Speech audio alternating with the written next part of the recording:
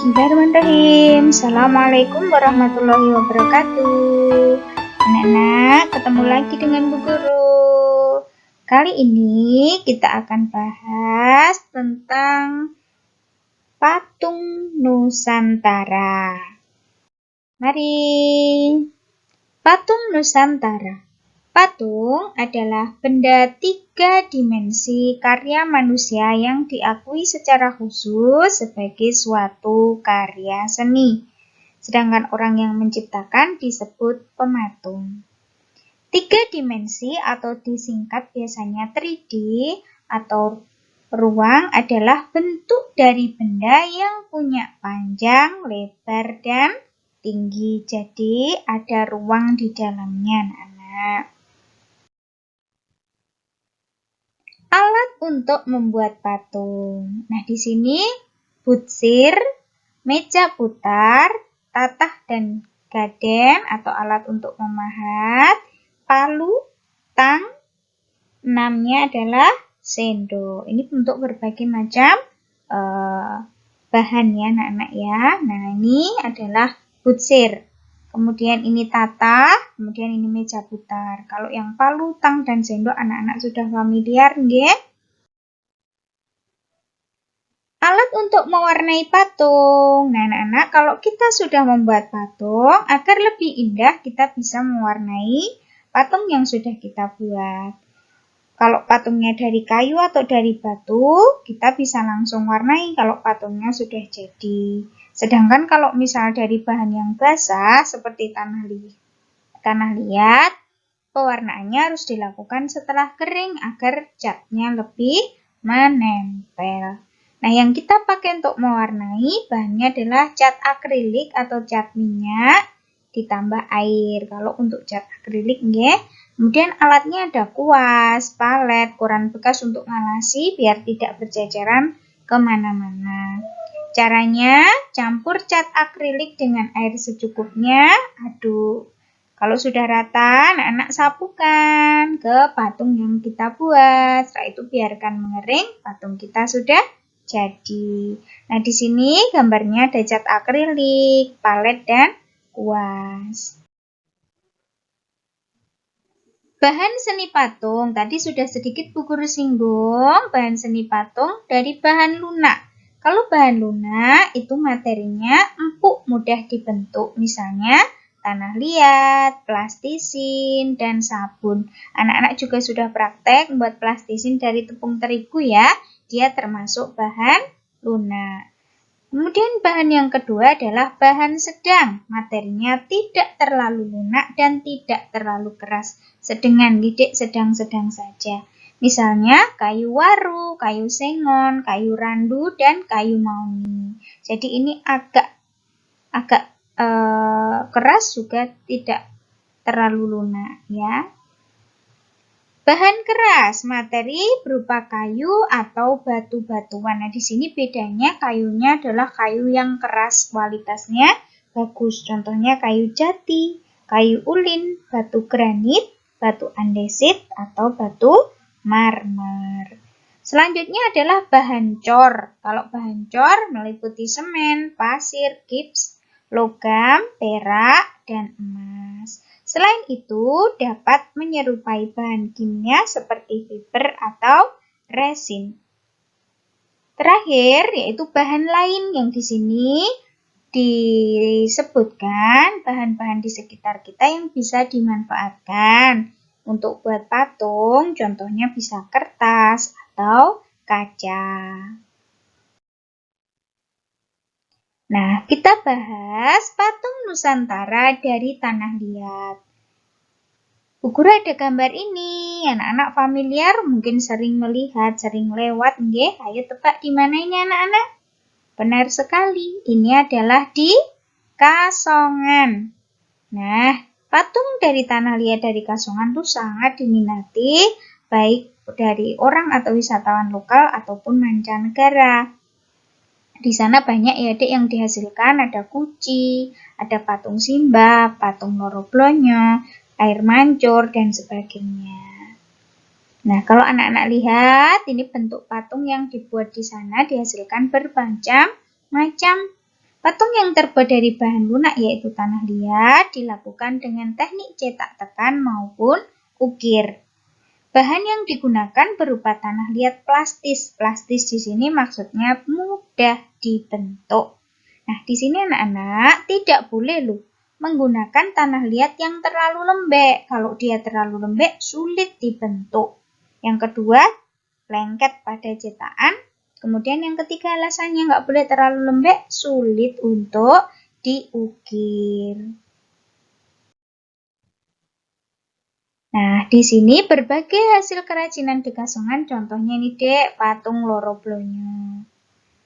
Kemudian ada guci, vas, ada patung simbah, kemudian ada patung air mancur. Nah, patung Nusantara yang kedua dari kayu.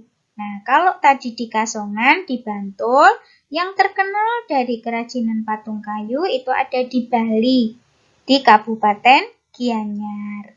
Ini sama, Dek, minatnya dari baik lokal maupun mancanegara tinggi ya, karena di sana ukiran kayunya sangat detil, rapi, juga bahan bakunya berkualitas tinggi. Jadi dek, onten rego, onten rupo. Jangan heran kalau harganya bisa puluhan atau belasan juta karena memang kualitasnya bagus.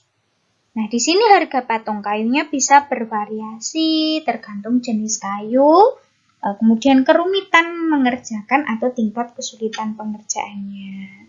Kalau semakin sulit harganya, semakin mahal, apalagi pakai kayu jenis yang bagus.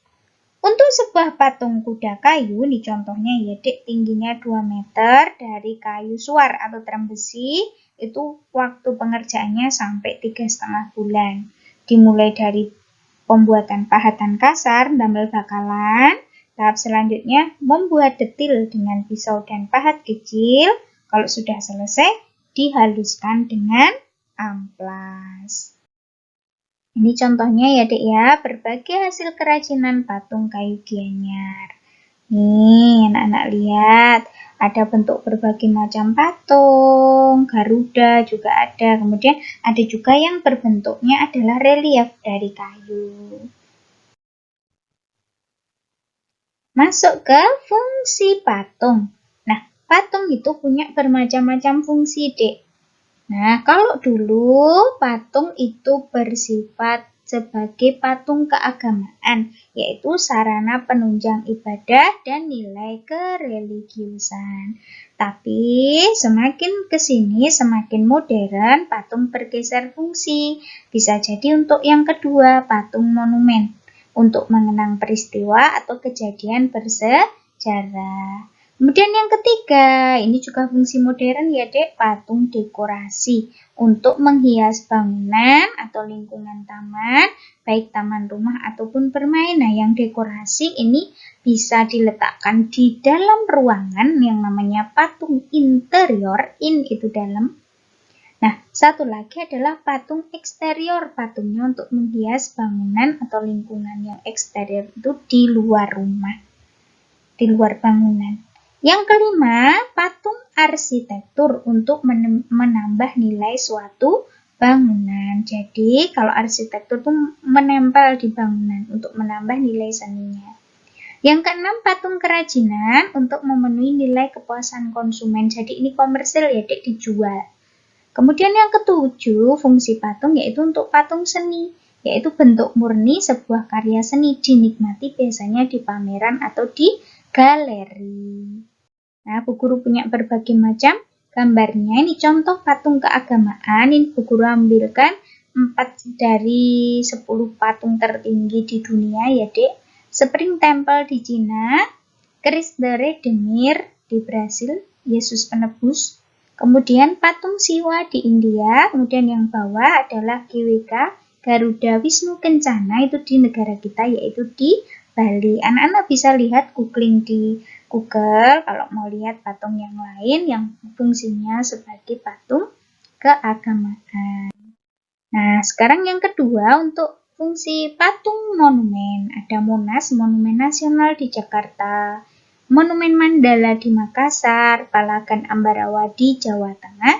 Yang bawah itu Monumen Pancabanua di Bali. Monumen Pancabanua itu untuk mengenang bom Bali, anak-anak. Ada lagi untuk monumen, yaitu Monumen Tugu Pepera di Jayapura. Kemudian yang bawah Monumen Pancasila Sakti di Jakarta Timur. Masih banyak ya, ada monumen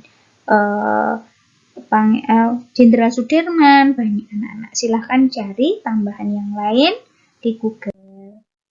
Untuk fungsi dekorasi, nah yang Bu Guru gambarkan pertama adalah untuk yang patung eksterior atau ditaruh di luar rumah, di luar bangunan.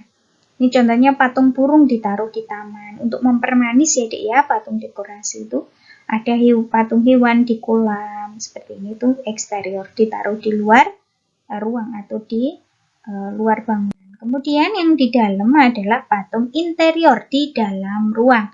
Nah, ini anak-anak sudah sering lihat ya, patung kucing hoki taruh di sudut rumah. Kemudian miniatur buah di ruang makan, ini bisa menambah nafsu makan, delok sih seger-seger, melihat yang segar. Ada boneka matroska ditaruh di ruang tamu. Nah, seperti ini patung-patung kecil, miniatur-miniatur, kemudian hiasan-hiasan kecil mempermanis bagian dalam ruangan. Patung interior. Contoh patung arsitektur. Nah, ini menempel di bangunan anak-anak untuk menambah nilai seni pada bangunan tersebut. Anak-anak bisa lihat di gedung itu di bagian atapnya ada ukiran-ukiran ya dek ya. Kemudian yang di sampingnya itu adalah relief. Anak-anak bisa lihat di Candi Prambanan, Candi Borobudur, banyak seperti ini. Fungsinya patung arsitektur. Kita lanjut. Kalau fungsi sebagai patung kerajinan ini bisa macam-macam bahannya ya dek. Ada dari bambu, dari batu, dari tanah liat, bisa logam dan sebagainya. Yang terakhir, fungsi patung adalah sebagai patung seni. Anak-anak bisa lihat ada gambar di sini Bu Guru contohkan pada anak-anak. Ini patung-patung bernilai seni, ya dek, seni murni. Bisa kita nikmati atau kita lihat di galeri seni atau di museum. Nah, seperti ini anak-anak penjelasan Bu Guru tentang patung Nusantara. Nah, Bu Guru akhiri pembelajaran kali ini. Wassalamualaikum warahmatullahi wabarakatuh.